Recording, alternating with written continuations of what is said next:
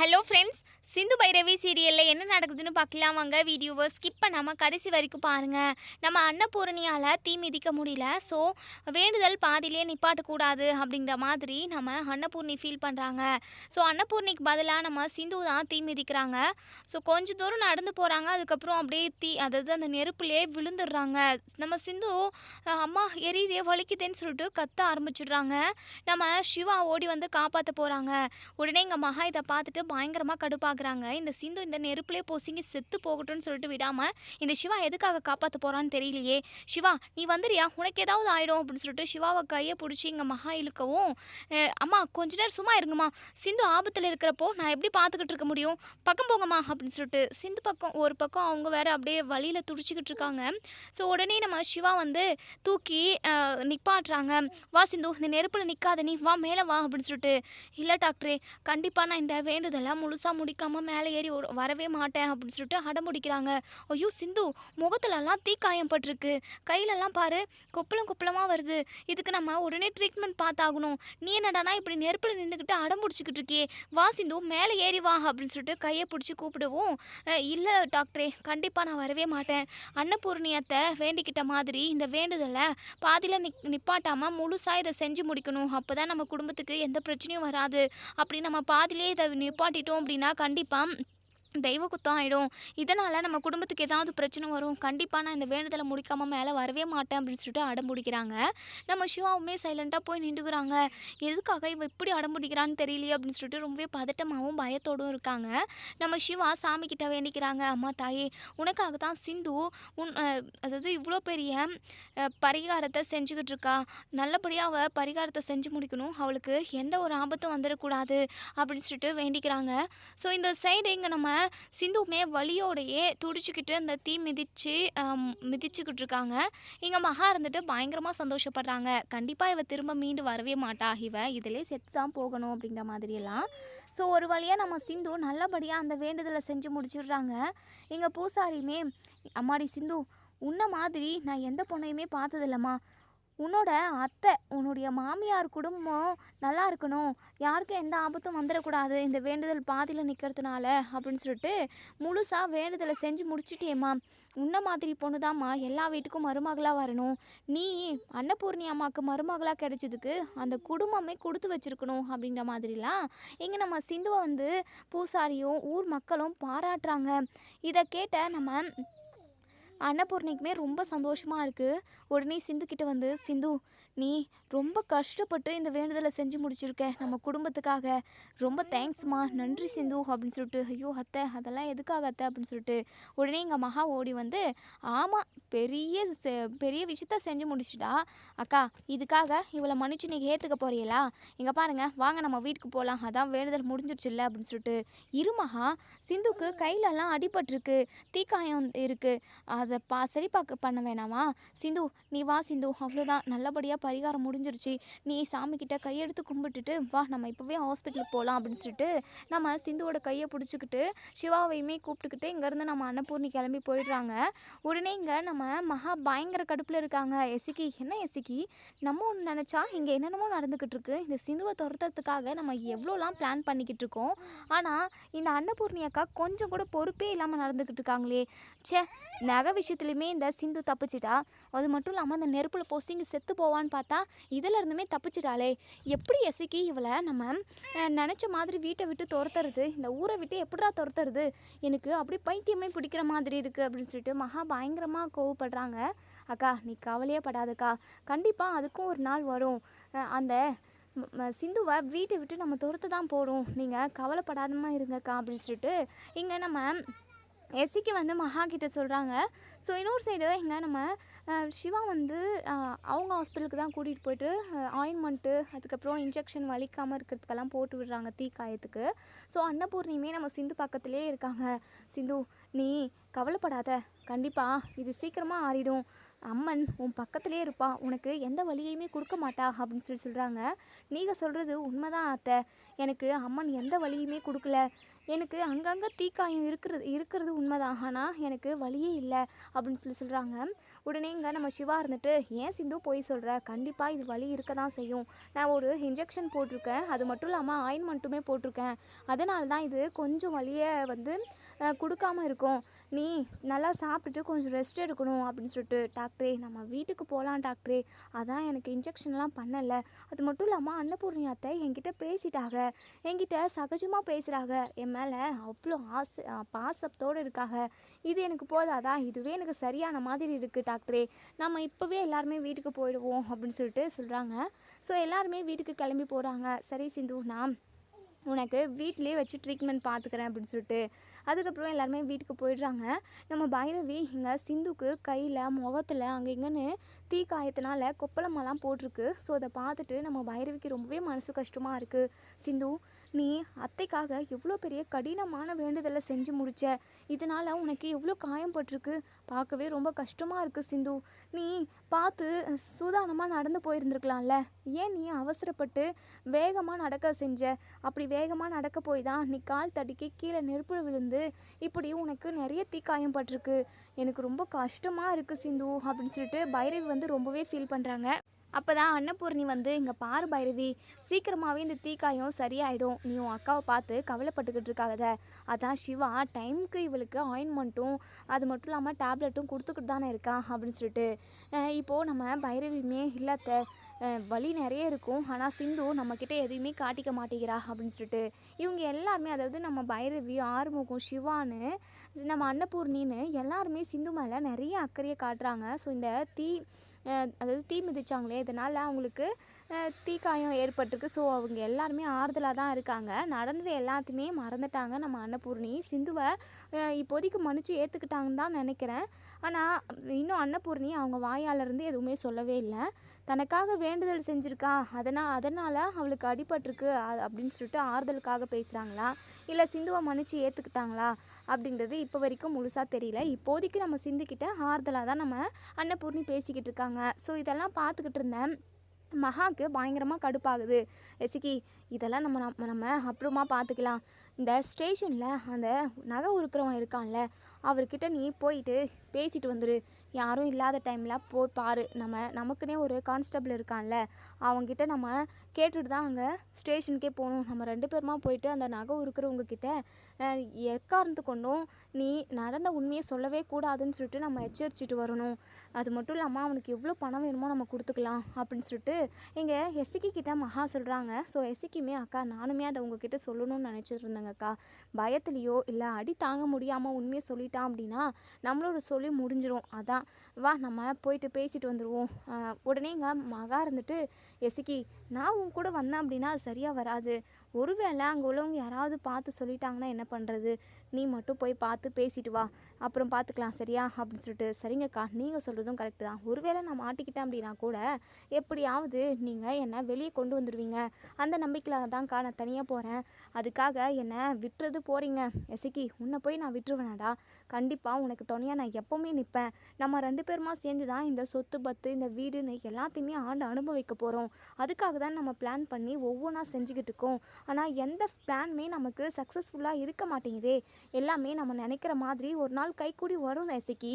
கண்டிப்பாக இந்த சிந்து, பைரவின்னு இவங்க 2 பேரையும் வீட்டை விட்டு துரத்திட்டு அன்னபூர்ணியோட மனசை மாற்றி நம்ம அவகிட்டேருந்து ஒட்டுமொத்த சொத்து பத்தையும் நம்ம ஏமாற்ற தானே போகிறோம். நம்ம ஒரு பணக்கார வாழ்க்கையை வாழ போகிறோம் எசிக்கி. எடுத்த உடனே ஜெயிச்சிட்டோம் அப்படின்னா அது வந்து இன்ட்ரெஸ்டிங்காக இருக்காது.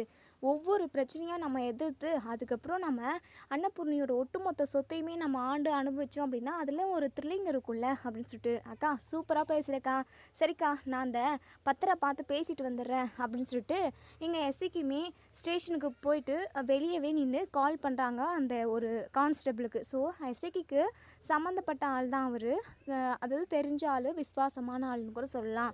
இப்போது அதாவது சஞ்சய் வந்து ஸ்டேஷனில் இருக்காரா, யாரும் இல்லை நீங்கள் மட்டும் தானே இருக்கீங்க அப்படின்ற மாதிரி கேட்குறாங்க. கான்ஸ்டபிளுமே, ஆமாம் சார், நான் மட்டும் தான் இருக்கேன். இன்னும் கொஞ்ச நேரத்தில் எல்லாருமே வந்துருவாங்க. நீங்கள் ஏதாவது வேலையை முடிக்கணும் அப்படின்னா கூட நீங்கள் வந்து இங்கே முடிச்சுக்கலாம் அப்படிங்கிற மாதிரி சொல்கிறாங்க. சரிங்க சார் அப்படின்னு சொல்லிட்டு இங்கே எஸ்ஐக்குமே இப்போ உள்ள வந்து இந்த நகை உருக்குறார் இல்லையா, அவரை ஜெயிலில் போட்டு வச்சுருக்காங்க. ஸோ அவங்கக்கிட்ட போய் பேசுகிறாங்க. உடனே இந்த நகை உருக்குறவங்க, ஐயா நீங்கள் வந்துட்டிங்களா, இங்கே பாருங்க ஐயா, டெய்லியும் என்னை அடித்து துன்புறுத்துறாங்க, யார் அந்த நகையை எடுத்துகிட்டு வந்து கொடுத்ததுன்னு சொல்லிட்டு கேட்டுக்கிட்டே இருக்காங்க. அது மட்டும் இல்லாமல் இன்றைக்கி உங்கள் வீட்டில் ஒருத்தர் இருக்குவாரே, அந்த எப்படி சொல்கிறது, அன்னபூர்ணி அம்மா இருக்காங்களா, அவங்களுக்கு ஒரு பையனா இருக்கிறாங்களா என்னன்னு தெரியல. யாரை சொல்கிறீங்க, ஆறுமுகத்தவா? இல்லை இல்லை, ஆறுமுகம் இல்லை, அவர் நல்லா குண்டா ஹைட்டாக இருக்கிறவர் இல்லை, அது கொஞ்சம் மீடியமாக இருப்பார் அவர் அப்படின்னு சொல்லிட்டு. ஓ சிவாவா? ஆமாம் ஆமாம், அவர் தான். அவர் உங்கள் வீட்டுக்கு கூட்டிகிட்டு வந்திருந்தாரு. என்ன சொல்கிற நீ? எப்போ? அது யாருக்குமே தெரியாது. நான் காருக்குள்ளே தான் உட்காண்ட்ருந்தேன். அது மட்டும் இல்லாமல் உங்களை வெளியே வர வச்சு இவர் தான் உங்ககிட்ட நகையை உருக்கிறதுக்காக கொடுத்தாரா, இவர் தான் நகையை எடுத்துன்னு வந்து கொடுத்தாரான்னு சொல்லிட்டு உங்களை காட்டி கேட்டாங்க. நானுமே நீங்கள் இந்த விஷயத்த வெளியே லீக் அவுட் ஆச்சு அப்படின்னா உன்னை உயிரோடவே விடமாட்டேன்ற மாதிரி என்னை மிரட்டினீங்க இல்லையா, அதை நினச்சி தான் நான் பயந்துக்கிட்டு நான் உங்ககிட்ட உண்மையை சொல்லலை. எப்போ எப்படி உண்மை தெரிய வரும்னாலாம் எனக்கு தெரியாது சார். இவங்க அடிக்கிற அடியில் பேசாமல் உண்மையை சொல்லிடலான்னு தோணுது. அந்த அளவுக்கு கொடுமைப்படுத்துகிறானுங்க சார் அப்படின்னு சொல்லிட்டு உடனேங்க எஸ்ஐக்கு இருந்துட்டு ரொம்பவே பதட்டமாக, இங்கே பாருங்கள், தயவு செஞ்சு இந்த விஷயத்த மட்டும் யாருக்கிட்டையும் சொல்லிடாதீங்க. எப்படியாவது வக்கீல் மூலமாக உங்களை நாங்கள் வெளியே எடுத்துடுறோம். அது மட்டும் இல்லாமல் உங்களுக்கு எவ்வளோ பணம் வேணாலும் நான் கொடுக்கறதுக்கு ரெடியாக இருக்கேன். ஆனால் தப்பி தவறி கூட என்னுடைய பேர் வந்து லீக் அவுட் ஆகவே கூடாது. இதுக்கு பின்னாடி நான் தான் இருக்கேன்ற விஷயம் யாருக்கும் தெரியக்கூடாது. கொஞ்சம் மெயின்டைன் பண்ணிக்கோங்க அப்படின்னு சொல்லிட்டு சொல்கிறாங்க. இப்போ இவங்க 2 பேருமா பேசிக்கிட்டு இருக்காங்க. சஞ்சய் வேலை முடிச்சுட்டு உடனே இங்கே ஸ்டேஷனுக்கு சடான்னு வந்துடுறாங்க. அந்த கான்ஸ்டபிளுமே ஏதோ ஒர்க் விஷயமா இருந்திருப்பார் போல். ஸோ அவருமே கவனிக்கவே இல்லை. இப்போ நேராக சஞ்சய் வராரு. சஞ்சய் வந்து ஏதோ சத்தம் கேட்குதுன்னு திரும்பி பார்க்கவும், ஐயோ சஞ்சய் அப்படின்னு சொல்லிட்டு பக்கமாக வந்து நின்றுக்கிறாரு. இங்கே சஞ்சய்க்கு சந்தேகமாயிடுது. உடனே என்ன எஸ்ஐக்கு இவ்வளோ தூரம் வந்திருக்கீங்க, எதுக்காக வந்திருக்கீங்க அப்படின்னு சொல்லி கேட்கவும், சும்மா தான் சார், இந்த நகை விஷயத்தில் ஏதாவது உண்மை தெரிய வந்துச்சா, நீங்கள் கண்டுபிடிச்சிட்டிங்களான்னு சொல்லிட்டு உங்ககிட்ட கேட்கலான்னு தான் வந்தேன். அதான் நீங்கள் இல்லைன்னு சொன்னாங்க, வெளியே போயிருக்கிறதா சொன்னாங்க, அதனால தான் இந்த நகை உருக்கிறவர்கிட்ட விசாரிச்சுக்கிட்டு இருந்தேன், அவ்வளோதான் சார் அப்படின்னு சொல்லிட்டு அப்படியே ஒரு மாதிரி பதறிக்கிட்டே திருட்டு மொழி முழிச்சுக்கிட்டே இங்கே சஞ்சய் கிட்ட இந்த எஸ்ஐக்கு வந்து பதில் சொல்கிறாங்க. ஸோ இதெல்லாம் பார்த்துக்கிட்டு இருந்தேன் நம்ம எஸ்ஐக்கு மேலே நம்ம சஞ்சய்க்கு நல்லாவே சந்தேகம் வருது. ஸோ இவனுக்கும் இந்த நகை உருக்கிறவனுக்கும் ஏதோ ஒரு சம்மந்தம் இருக்கே அப்படின்ற மாதிரியெல்லாம் இங்கே நம்ம சஞ்சய் வந்து யோசிக்கிறாரு, கண்டுபிடிப்போம் அப்படின்ற மாதிரி. ஸோ எஸ்ஐக்கு சரிங்க சார் நான் கிளம்புறோம் அப்படின்ற மாதிரி கிளம்பிட்டுறாங்க. இப்போது நம்ம சஞ்சய் சேர் மேலே உட்காந்துக்கிட்டு பயங்கரமாக யோசிக்கிறாங்க. இப்போது கான்ஸ்டபிளை கூப்பிட்டு இவர் எப்போ வந்தார் அப்படின்னு சொல்லி கேட்கவும், அவர் வந்து கூட ஒரு 1/2 hour ஆகுது, 1/2 hour ஆகுமே அந்த நகை உருக்கிறவர்கிட்ட தான் பேசிக்கிட்டு இருந்தாங்க அப்படின்ற மாதிரி கான்ஸ்டபிள் போட்டு கொடுத்துட்றாரு. ஸோ சஞ்சய்க்கு நிறைய டவுட் வந்துடுது. சரி, இந்த நகை உருக்கிறவனை 4 தட்டு தட்டி நல்லா அப்படியே மூச்சு திணற வரைக்கும் 4 தட்டு தட்டணும் அப்படின்னா கண்டிப்பாக எல்லா உண்மையுமே கக்கிடுவான். இவனை விசாரித்தா ஒட்டுமொத்த விஷயமும் தெரிய வரும். அது மட்டும் இல்லாமல் இந்த எஸ்ஐக்கு தான் ஏதோ ஒரு திருட்டு வேலையை பண்ணியிருக்கான். சிந்து மேலே கெட்ட பேர் வரணுன்றதுக்காக எஸ்ஐக்கு தான் நகையை திருடி கொண்டு போய் இந்த உருக்கிறவங்கிட்ட கொடுத்துருக்கணும். இதுதான் நடந்திருக்கணும். சரி, நம்ம விசாரிக்க ஆரம்பிப்போம் அப்படின்னு சொல்லிட்டு சரி பைரவிக்கு கால் பண்ணலாம். இது விஷயமா பேசுகிற மாதிரி அதே சாக்கில் அவகிட்டையும் கொஞ்சம் நேரம் நம்ம கடலை போடலாம் அப்படின்னு சொல்லிட்டு இங்கே சஞ்சய் வந்து பைரவிக்கு கால் பண்ணுறாங்க. ஸோ நம்ம பைரவி குளிச்சுக்கிட்டு இருக்காங்க. ஆறுமுகம் தான் பார்க்குறாங்க. இவன் எதுக்காக பைரவிக்கு கால் பண்ணுறான் அப்படின்னு சொல்லிட்டு இங்கே ஆறுமுகம் பயங்கரமாக கடுப்பாகிறாங்க. கரெக்டாக நம்ம பைரவி வந்துடுறாங்க. ஃபோனை எடுக்க போகிறாங்க. ஆறுமுகம் என்ன, யார் கால் பண்ணுறது அப்படின்னு சொல்லி கேட்கவும், யார், அந்த சஞ்சய் தான் அப்படின்னு சொல்லிட்டு, ஓ சஞ்சயா அப்படின்னு சொல்லிட்டு ஃபோன் அட்டன் பண்ணி, சொல்லு சஞ்சய் அப்படின்னு சொல்லிட்டு பேச ஆரம்பிச்சிடுறாங்க. இங்கே ஆறுமுகத்துக்கு பயங்கரமாக காண்டாகுது. எதுக்காக இந்த சஞ்சய் பைரவிக்கு கால் பண்ணி பேசிக்கிட்டே இருக்கான்? அவனுக்கு ஒரு நாளைக்கு மூஞ்சிலே பஞ்சு வைக்கணும், மூக்கில் ஒரு குத்துனா ரத்னம் தக்காளி சட்னியாக ஒழுகணும் அப்படின்ற மாதிரியெல்லாம் இங்கே ஆறுமுகத்துக்கு பயங்கர கடுப்பாகுது. இப்போவும் பைரவி இருந்துட்டு, என்ன சஞ்சய் திடீர்னு கால் பண்ணியிருக்க, என்ன விஷயம்? அது மட்டும் இல்லாமல் அந்த நகை உருக்கிறவரை நீங்கள் விசாரிச்சிங்களா? அவன் ஏதாவது உண்மையை சொன்னானா? நகையை திருடினது யாருன்னு கண்டுபிடிச்சிங்களா அப்படின்னு சொல்லிட்டு கேட்குறாங்க. உடனே சஞ்சய் இருந்துட்டு, பைரவி எஸ்ஐக்கு ஸ்டேஷனுக்கு வந்து போனான், ரொம்ப நேரமாக இங்கே நகை உருக்கிறவர்கிட்ட பேசிக்கிட்டு இருந்திருக்கான், என்னன்னு தெரியல, நானுமே கொஞ்ச நேரத்துக்கு முன்னாடி தான் வந்தேன், நான் வந்ததுமே இங்கேருந்து கிளம்பி போயிட்டான், எனக்கு என்னமோ எஸ்ஐக்கு மேலே சின்னதாக டவுட் இருக்குது பைரவி அப்படின்னு சொல்கிறாங்க. பைரவி இருந்துட்டு, "இங்கே பாருங்க சஞ்சய், எப்படியாவது நகையை யார் திருடினாங்கன்றது தெரிஞ்சே ஆகணும். அது மட்டும் எசக்கியா மட்டும் இருக்கட்டும், அப்புறம் இருக்கு அவங்களுக்கு" அப்படின்னு சொல்லிட்டு பைரவி பயங்கர ஆக்ரோஷமாக பேசுகிறாங்க. "பைரவி, நீ டென்ஷன் ஆகாத பைரவி, கண்டிப்பாக நான் கண்டுபிடிக்கிறேன். இந்த நகை உருக்கிறவரை போயிட்டு என்ன ஏதுன்னு சாம போயிட்டு ஃபஸ்ட்டு சாதாரணமாக கேட்குறேன். பதில் சொல்லலை அப்படின்னா வச்சு தீட்டுறேன். அப்போ தான் அவனுக்கு பயம்னா என்ன, வலினா என்னன்ற அளவுக்கு அவனுக்கு சொல்லி கொடுத்தா மட்டும்தான் தப்பே பண்ணக்கூடாது, தப்பு பண்ணவங்கள இப்போ காட்டி கொடுத்தே ஆகணுன்ற மாதிரி ஒரு மைண்ட் செட்டுக்கு வருவான். நான் பார்த்துக்கிறேன் பைரவி, நீ எதுவும் டென்ஷன் ஆகாத. ஒரு 1/2 உனக்கு நான் கால் பண்ணுறேன். யார் செஞ்சாங்க இந்த திருட்டு வேலையை, யார் சிந்து மேலே திருட்டு பழியை கட்டிட்டு அந்த நகையை வந்து திருடுனாங்க அப்படின்றத நான் கண்டிப்பாக உனக்கு கண்டுபிடிச்சி சொல்கிறேன் பைரவி. 1/2 எனக்கு டைம் கொடு அப்படின்னு சொல்லிட்டு, "சரி சஞ்சய், ஆல் தி பெஸ்ட்" அப்படின்னு சொல்லிட்டு ஃபோனை வைக்கிறாங்க. ஆறுமுகம் இருந்துட்டு, "என்ன பைரவி, ஏதோ ரகசியமாக பேசிக்கிட்டு இருக்கீங்க போல்?" "ஆமாம், ரகசியம்தான். என்னப்ப?" "பைரவி, ஒழுங்காக சொல்லு பைரவி, எனக்கு கோவம் வந்துடும்." "ஏன், எதுக்காக கோவப்படுற? என்ன, எங்கள் 2 பேர் மேலேயும் சந்தேகப்படுறியா? இங்கே பாரு, எரும மாடு மாதிரி வளர்ந்துருக்கல்ல, உனக்கு அதுக்கு மட்டும்தான் தெரியும். இங்கே பாரு, உன் வேலை என்னமோ போய் பார்ப்போ" அப்படின்னு சொல்லிட்டு பைரவி சொல்கிறாங்க. உடனேங்க நம்ம ஆறுமுகம் இருந்துட்டு, "இங்கே பாரு பைரவி, உண்மையில நான் சந்தேகமெல்லாம் படல. இந்த நகை உருக்கிறவரை பற்றி பேசிக்கிட்டு இருந்தேன். அதான் லைட்டாக என் காதில் விழுந்தது, அதுக்காக தான் கேட்டேன். ஏதாவது கண்டுபிடிச்சாராமா அப்படின்னு சொல்லி கேட்கவும், அதெல்லாம் அப்புறம் சொல்கிறேன் போ" அப்படின்னு சொல்லிட்டு. "பைரவி, ஆனாலும் உனக்கு திமிரு அதிகம்டி. என்ன டீயா? டேய் இருடா, டேய் எரும மாடு நில்லு, வரேன்" அப்படின்னு சொல்லிட்டு. "பைரவி வேண்டாம் பைரவி." "ஏன், என் பொண்டாட்டியே நான் டீ போட்டு கூப்பிடக்கூடாதா?" "உன் பொண்டாட்டியா? அது எப்படத்துலேருந்தா? அது எப்பத்துலேருந்து?" அப்படின்ற மாதிரி கேட்கவும், தெரியாதா உனக்கு? உன் கழுத்தில் தாலி கட்டின வண்டினா அதனால் டீ போட்டு தாண்டி கூப்பிடுவேன். நீ என் பொண்டாட்டிடி" அப்படின்னு சொல்கிறாங்க. எரும மாடு வரேன் இருடா" அப்படின்னு சொல்லிட்டு துரத்துறாங்க எங்கள் ஆறுமுகத்தை. ஸோ ஆறுமுகமும் எங்கள் பைரவி கூட சண்டை போட்டு விளையாடிக்கிட்டு இருக்காங்க. ஸோ இன்னொரு சைடு எங்கள் சஞ்சய் நகை இருக்கிறவரை உட்கார வச்சு, "இங்கே பாருங்கள், நீங்கள் அதாவது யார் உங்ககிட்ட வந்து நகை கொடுத்தாங்கன்றதை நான் கண்டுபிடிச்சிட்டேன். நீங்கள் நல்லபடியாக நல்ல விதமாக என்கிட்ட சொல்லிட்டீங்க அப்படின்னா அடி வாங்காமல் என்கிட்டேருந்து நீங்கள் தப்பிச்சு போகலாம். அப்படி இல்லைன்னா மரண இடி அடின்னு தான் உழும். அதுக்கப்புறம் நீங்கள் உயிர் பிழைக்கவே முடியாது. நீங்கள் குடும்பம் குட்டின்னு சந்தோஷமாக வாழணும்னு ஆசைப்பட்றீங்க அப்படின்னா கண்டிப்பாக நீங்கள் இப்போது என்கிட்ட விஷயத்த சொல்லி தான் ஆகணும். யார் எடுத்தாங்கன்றதெல்லாம் நான் கண்டுபிடிச்சிட்டேன்" அப்படின்ற மாதிரி எங்கள் சஞ்சய் அடிக்காமலே பேசியே எப்படியாவது உண்மையை வர வச்சிடணும்னு நினைக்கிறாங்க. ஸோ நகை இருக்கிறவர் இருந்துட்டு, "இல்லை இல்லை, எனக்கு என்ன, ஏன் இப்படி விசாரிக்கிறீங்க? அதான் ஆளை கூட்டிகிட்டு வந்தீங்க அப்படின்னா நான் உங்களை பார்த்து சொல்லுவேன்னு சொன்னேன்ல" அப்படின்னு சொல்லிட்டு. "சரி, நான் ஃபோட்டோவில் காட்டுறேன், அதுவா அவங்களான்னு சொல்லிட்டு சொல்லணும். நீங்கள் மட்டும் பொய் சொன்னீங்கன்னு தெரிஞ்சுது அப்படின்னா நாக்கு இருக்குல்ல, நாக்கு அதை இழுத்து கட் பண்ணிடுவேன்" அப்படின்னு சொல்லிட்டு எங்கள் நகை உருக்கிறவர் ரொம்பவே பயந்து போகிறாரு. உடனே இங்கே நகை உருக்கிறவர் இருந்துட்டு, "நான் சொல்லிடுறேன் சார், கண்டிப்பாக நான் உண்மையை சொல்லிடுறேன்" அப்படின்னு சொல்லிட்டு. இப்போது எங்கள் சஞ்சய் இருந்துட்டு எசக்கியோட ஃபோட்டோ எடுத்து காட்டுறாங்க. ஐயோ, இவன் தான் நம்மக்கிட்ட நகையை கொடுத்தான். ஐயோ, நம்ம சொல்கிறதா சொல்லக்கூடாதா? சொன்னால் இவன் கொண்டுருவான்னு சொல்கிறான், அந்த எசக்கி கொண்டு வருவான்.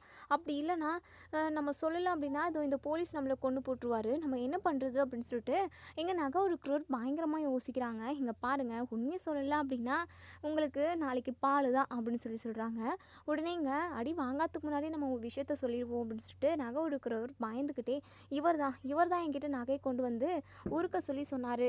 அது மட்டும் இல்லாமல் பணம் கொடுத்தாரு. அவ்வளோதான் எனக்கு தெரியும். எதுக்காக நகையை திருடினாரு, என்ன எதுனால எனக்கு பிளான் எல்லாம் எதுவும் தெரியாது அப்படின்ற மாதிரி இங்கே நம்ம நகை உருக்கிறவர் வந்து சஞ்சய் கிட்ட சொல்லிடுறாங்க. ஸோ உண்மையெல்லாம் கண்டுபிடிச்சாச்சு.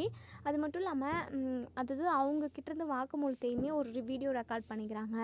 ஸோ சஞ்சய் இருந்துட்டு பைரவிக்கு கால் பண்ணி, "நீங்கள் எல்லாருமே ஸ்டேஷனுக்கு கிளம்பி வாங்க" அப்படின்னு சொல்லிட்டு சொல்கிறாங்க. ஸோ இங்கே சிந்து, நம்ம அன்னபூர்ணி, பைரவி, எசக்கி, மகா இவங்க எல்லாருமே வராங்க. மகாவுக்கும் எசக்கிக்கும் உண்மை அதாவது தெரியாது. ஸோ சும்மா தான் வராங்க அப்படின்னு சொல்லிட்டு கூடவே வராங்க, என்ன நடக்குதுன்னு தெரிஞ்சுக்கலான்னு சொல்லிட்டு எசக்கியும் மகாவும் வராங்க. ஸோ மற்றபடி யாருக்கும் எந்த விஷயம் தெரியாது. உடனே நம்ம சஞ்சய் வர சொன்னாங்க, அதனால் எல்லாருமே வந்திருக்காங்க. எசக்கி இருந்துட்டு, "அக்கா, ஒரு வேளை இவன் கண்டுபிடிச்சிருப்பானோ" அப்படின்னு சொல்லிட்டு. "டேய் எசக்கி, நீ எதுக்காகடா என் கூட வந்த? நீ இங்கேருந்து போயிடுடா. ஒருவேளை அந்த நகை இருக்கிறவன் உன்னை பார்த்துட்டு ஏதாவது சொல்லிட்டா என்ன பண்ண முடியும்? அக்கா, அவனுக்கு தான் எக்கச்சக்கமாக பணம் கொடுக்குறோன்னு சொல்லியிருக்கோம்ல, நான் அவன் கண்ணு முன்னாடியே போய் நின்னா கூட என்னை காட்டி கொடுக்க மாட்டாங்க்கா, நீ கவலைப்படாத" அப்படின்னு சொல்கிறாங்க. ஸோ இங்கே சஞ்சய் இருந்துட்டு, "பைரவி, உங்கள் அக்கா சிந்துவை பழி வாங்கணும்னு சொல்லிட்டு தான் நகையை திருடியிருக்காங்க அப்படின்னு சொல்லிட்டு. என்ன சொல்கிற சஞ்சய் அப்படின்னு சொல்லி கேட்கவும், ஆமாம் நகையை திருடினது வேறு யாரும் இல்லை, இதோ இங்கே நிற்கிறாரே எஸ்ஐக்கு இவர் தான் அப்படின்னு சொல்லிட்டு. இங்கே நம்ம போலீஸ் சொன்னதை கேட்டு, அதாவது நம்ம சஞ்சய் சொன்னதை கேட்டு ஒட்டுமொத்த ஃபேமிலியே பயங்கரமாக ஷாக் ஆகி போய் நிற்குது. ஆறுமுகம் சிவான்னு பயங்கரமாக ஷாக் ஆகுறாங்க. ஆறுமுகத்துக்கும் நம்ம சிவாவுக்கும் ஏற்கனவே சந்தேகம் இருந்தது. இருந்தாலும் ஆறுமுகமும் சிவாவும் உள்ளுக்குள்ளே நம்பினாங்க, கண்டிப்பாக இவன் எடுத்திருக்க மாட்டான் அப்படின்ற மாதிரி தான். ஆறுமுகம் கூட சொல்லியிருப்பாரு, நம்ம தங்கச்சியோட வீட்டுக்காரன் கண்டிப்பாக இப்படி ஒரு விஷயத்த செஞ்சுருக்க மாட்டான் அப்படிங்கிற மாதிரிலாம் ஆறுமுகம் சப்போர்ட் பண்ணி பேசியிருப்பாரு. எஸ்ஐக்கு மேலே ரொம்பவே நம்பிக்கையோடு இருந்திருப்பாரு. ஆனால் இப்போது நம்ம ஆறுமுகத்துக்கு பயங்கர ஷாக்கிங்காக இருக்குது. இங்கே எஸ்ஐக்கு அப்படியே நெஞ்சு பொழந்துக்கிட்ட மாதிரி ஆகிப்போச்சு. ஏன்னா இந்த விஷயத்தை எதிர்பார்த்துருக்கவே மாட்டாங்க. ஸோ இங்கே நம்ம மகாவும் எஸ்ஐக்கியும் அப்படியே நடுநடுங்கி போகிறாங்க, ரொம்பவே பயந்து போயிருக்காங்க. அன்னபூர்ணி இருந்துட்டு, சஞ்சய் சார் என்ன சொல்கிறீங்க நீங்கள் அப்படின்னு சொல்லி கேட்கவும், ஆமாம் ஆண்டி இவங்க இங்கே நிற்கிறாரு இவர் தான் எல்லாத்துக்கும் காரணம், இவர் தான் நகையை திருடியிருக்காரு அப்படின்னு சொல்லிட்டு. அன்னபூர்ணிக்கு பயங்கர அதிர்ச்சி. உடனேங்க சிவாவுக்கு பயங்கரமாக கோவம் வந்துடுது. போயிட்டு எஸ்ஐக்கோட ஷர்ட்டை பிடிச்சி, டேய் என்னடா அப்போது நகை நீ தான் திருடுனியா? என் பெரியம்மாவுக்கு கெட்ட பேர் வரணும்னு நினச்சியா, இல்லை சிந்து மேலே கெட்ட பேர் வந்து அவள் வீட்டை விட்டே போகணும்னு நினச்சியா? அது மட்டும் இல்லாமல் சிந்து மேலே இல்லாத பழியை போட்டு அவளை ஜெயிலுக்கு அனுப்பலான்னு சொல்லிட்டு பிளான் பண்ணியிருக்கல, உன்னை சும்மாவே விட மாட்டேன்டா, உன்னை கொல்லாமல் விட மாட்டேன் அப்படின்னு சொல்லிட்டு. மகா இருந்துட்டு, இங்கே பாரு சிவா கொஞ்சம் பொறுமையாயிரு அப்படின்னு சொல்லிட்டு. இங்கே பாருமா என்னால் பொறுமையாலாம் இருக்க முடியாது, இவன் எவ்வளோ பெரிய தப்பு செஞ்சுருக்கான், அதுக்கான தண்டனை இவன் அனுபவிச்சு தான் ஆகணும், அதுக்கு முன்னாடி என்கிட்ட 4 அறை வாங்கணும் இவன் அப்படின்னு சொல்லிட்டு சிவா பயங்கர ஆக்ரோஷமாக பேசுவோம். உடனே இங்கே நம்ம அன்னபூரணி, சிவா கொஞ்ச நேரம் அமைதியாக இருயா நான் பேசுகிறேன் அப்படின்னு சொல்லிட்டு. பிரியமா இவன் எவ்வளோ பெரிய, சிவா ஒரு நிமிஷம் அமைதியாக இருன்னு சொன்னேன் அப்படின்னு சொல்லிட்டு அன்னபூரணி சொல்கிறாங்க. ஸோ இங்கே அன்னபூரணி எஸ்ஐக்கி கிட்ட வந்து, எஸ்ஐக்கி என்ன எஸ்ஐக்கி சஞ்சய் சார் சொல்கிறது உண்மையா அப்படின்னு சொல்லிட்டு ரொம்பவே பொறுமையாக நிதானமாக கேட்குறாங்க. எஸ்ஐக்கு திருட்டு முழிக்கிறாங்க. உடனேங்க நம்ம மகா இருந்துட்டு, அக்கா இவங்க தான் ஏதோ சொல்லிக்கிட்டு இருக்காங்கன்னா அதை நீ நம்புவியாக்கா? நம்ம எஸ்ஐக்கு மேலே நீங்கள் சந்தேகப்படுவீங்களா? நம்ம எஸ்ஐக்கு அப்படி பண்ணியிருக்க மாட்டான், ஏதோ சிந்து தான் இப்படி ஒரு விஷயத்த பண்ண சொல்லியிருக்கான்னு நான் நினைக்கிறேன். எஸ்ஐக்கு மேலே ஏதோ கோவம் அந்த சிந்து தான் இப்படி சஞ்சய் சார்கிட்ட சொல்லி இதுக்கு காரணம் இந்த எஸ்ஐக்கு தான் அப்படின்னு சொல்லிட்டு சொல்லியிருக்காளோன்னு எனக்கு டவுட்டாக இருக்குது அப்படின்னு சொல்லிட்டு எங்கள் மகா வந்து சிந்து மேலேயே பழியை தூக்கி போடுவோம். உடனே இங்கே சஞ்சய் இருந்துட்டு, போதும் நிறுத்துங்க, அப்போது எஸ்ஐக்கு கூட நீங்களுமே உடனே இருந்திருக்கீங்க, நீங்கள் பேசுகிறத பார்த்தா அப்படி தான் தெரியுது. ஐயோ சார் என்ன சார் சப்போர்ட் பண்ணி பேசினா கூட அது அவங்க எல்லாருமே அவங்க கூட இருந்தாங்க அப்படின்னு அர்த்தமா? நீங்கள் சொல்கிறதெல்லாம் எங்களுக்கு நம்பிக்கையே இல்லை, கண்டிப்பாக எஸ்ஐக்கு இப்படி ஒரு விஷயத்த செஞ்சுருக்கவே மாட்டான். இதனால் அன்னபூர்ணி அக்காவுக்குமே அவமானமாக தானே இருக்கும். அக்காவுக்கு அவமானப்படுற மாதிரி ஒரு விஷயத்த எஸ்ஐக்கு கண்டிப்பாக எப்பவுமே செய்ய மாட்டான். இந்த சிந்து தான் ஏதோ ஒரு திருட்டு வேலை பண்ணியிருக்கா அப்படின்னு சொல்லிட்டு. உடனே சிவா இருந்துட்டு, போதும் நிறுத்துங்கம்மா, சிந்து மேலே நீமே ஏதாவது பழி போட்டிங்க அப்படின்னா அவ்வளோதான், நான் என்ன பண்ணுவேன்னு எனக்கே தெரியாது. தேவையில்லாமல் சிந்துவை எதுக்காக எல்லாருமே டார்கெட் பண்ணுறீங்க? அவள் அப்படி என்ன பெரிய தப்பு பண்ணிட்டா? அவள் மனசில் உள்ளன்னா என் கூட ஒன்று சேர்ந்து வாழணுன்றதுக்காக ஒரே ஒரு பொய் சொல்லி கல்யாணம் பண்ணிக்கிட்டா, மற்றபடி அவள் எந்த ஒரு தப்புமே பண்ண கிடையாது. தேவையில்லாமல் எல்லாருமே சிந்துவை டார்கெட் பண்ணாதீங்க, அவள் தப்பு பண்ணவே கிடையாது, எப்போவுமே எல்லாருக்குமே அவள் நல்லது மட்டும்தான் நினச்சிருக்கா. இது வரைக்கும் நான் பார்த்ததுலேருந்து நான் தெரிஞ்சுக்கிட்ட வரைக்கும் சொல்கிறேன் உங்ககிட்ட. தேவையில்லாமல் அவளை யாருமே வம்புக்கு இழுக்காதீங்க. அவள் பாட்டுக்கு சிவனேன்னு அவள் வேலையை தானே பார்த்துக்கிட்டு இருந்தா. தேவையில்லாமல் நகையை திருடி அவன் மேலே நகை திருட்டு பழியை போடணுன்றதுக்காக தான் எஸ்ஐக்கு இப்படி ஒரு விஷயத்த பண்ணியிருக்கான். சிந்து நம்ம வீட்டில் இருக்கிறது எஸ்ஐக்கு சுத்தமாக பிடிக்கல, அது மட்டும் இல்லாமல் உங்களுக்கும் தான் பிடிக்கல. எஸ்ஐக்கும் நீங்களும் ஒன்று சேர்ந்து தான் இப்படி ஒரு திருட்டு வேலையை பண்ணியிருப்பீங்கன்னு எனக்கு சந்தேகமாக இருக்குது அப்படின்னு சொல்லிட்டு சிவா சொல்கிறாங்க. சிவா என்னையா சிவா ஏன் இப்படியெல்லாம் பேசுகிற அப்படின்னு சொல்லிட்டு. வேறு எப்படிமா பேச சொல்கிறீங்க? பின்ன எஸ்ஐக்கு சப்போர்ட் பண்ணி வந்து நிற்கிறீங்க, அதான் சஞ்சய் சார் கண்டுபிடிச்சிருக்காரு, அது மட்டும் இல்லாமல் ஆதாரப்பூர்வமாக அவர் சொல்கிறாரு. அப்படி இருக்கிறப்போ அது எப்படி நம்பாமல் இருக்க முடியும்? இங்கே சிந்து வீட்டில் இருக்கிறது அந்த எஸ்ஐக்கு பிடிக்கல, உங்களுக்கும் பிடிக்கல, ஒரு வேளை நீங்கள் 2 பேருமா சேர்ந்து தான் இப்படி செஞ்சுருக்கீங்க, எனக்கு நல்லாவே தெரியும் அப்படின்னு சொல்லிட்டு. அன்னபூர்ணி இருந்துட்டு, சிவா நீ அமைதியாக இருயா. எஸ்ஐக்கு என்ன இதெல்லாம்? நீ தான் நகையை திருடி கொண்டு போய் நகை எல்லாத்தையுமே உருக்க சொன்னியா? இது என்னால் சத்தியமாக நம்பவே முடியல. இருந்தாலும் இதுதான் உண்மைன்றப்போ எனக்கு பயங்கர அதிர்ச்சியாக தான் இருக்குது, ஷாக்கிங்காக தான் இருக்குது. உடனேங்க நம்ம எஸ்ஐக்கு இருந்துட்டு, அது வந்து அக்கா அது வந்து அப்படின்னு சொல்லிட்டு திக்கி திணறாங்க. உடனே அன்னபூர்ணி இருந்துட்டு, சி இவ்வளோ பெரிய கேவலமான விஷயத்த செஞ்சுருக்க, அது மட்டும் இல்லாத அது அம்மனோட நகை, அம்மனுக்காக ஒவ்வொரு நகையாக பார்த்து செலக்ட் பண்ணி வாங்கிட்டு வந்தோம், அது எல்லாத்தையுமே உனக்கு நீ பார்த்துக்கிட்டு தானே இருந்தேன். அப்படி இருக்கிறப்போ அதை திருடி அது மட்டும் இல்லாமல் அதை உருக்க சொல்கிறதுக்கு உனக்கு எப்படி மனசு வந்தது எஸ்ஐக்கு? நீ இப்படி பண்ணிட்டேன்னு சொல்லிட்டு நினச்சாவே எனக்கு அவ்வளோ அவமானமாக இருக்குது, உன் முகத்தில் முழிக்கவே எனக்கு பிடிக்கல. உடனே இங்கே சஞ்சய் கிட்ட போயிட்டு, சஞ்சய் சார் தப்பு பண்ணவங்க யாராக இருந்தாலும் தண்டனை அனுபவிச்சு தான் ஆகணும். உப்பு தினமும் தண்ணி குடிச்சு தான் ஆகணும். அதுக்கு தகுந்த மாதிரி நகையை திருடின எசக்கிக்கு நீங்கள் தண்டனையை கொடுங்க, அதுக்கு நாங்கள் மனப்பூர்வமாக சம்மதிக்கிறோம் அப்படின்னு சொல்லிட்டு எசக்கி இருந்துட்டு, ஐயோ அக்கா என்னக்கா திடீர்னு இப்படி சொல்லிட்டுங்க, ப்ளீஸ்க்கா இதெல்லாம் வேண்டாக்கா ப்ளீஸ்க்கா அப்படின்னு சொல்லி கெஞ்சவும், இங்கே பாரு எசக்கி இதெல்லாமே நகையை திருடுறதுக்கு முன்னாடி இருந்திருக்கணும். நம்ம வீட்டுக்கு வந்து சிசிடிவி கேமராவை ஆஃப் பண்ணிகிட்டே எடுத்திருக்காங்க அப்படின்னா யாருக்குமே அந்த தைரியம் இல்லை. நம்ம வீட்டில் சிசிடிவி ஃபுட்டேஜ் இருக்குன்ற விஷயம் நம்ம வீட்டுக்கு மட்டும்தான் தெரியும். அப்போவே நான் யோசித்தேன், ஆனால் உங்கள் மேலே ஒரு துளி கூட நான் சந்தேகப்படவே இல்லை. அப்படி இருக்கிறப்போ நீங்கள் எவ்வளோ நம்பிக்கையாக இருந்திருக்கணும். ஆனால் என் நம்பிக்கையை தூள் தூளாக நீங்கள் உடைச்சிட்டிங்க. இதுக்கப்புறம் உன் முகத்தில் முழிக்கிறதுக்கே எனக்கு விருப்பம் இல்லை. ஜெயிலில் தூக்கி போடுங்க சஞ்சய் சார் அப்படின்னு சொல்லிட்டு அன்னபூர்ணி கிளம்பி போயிடுறாங்க.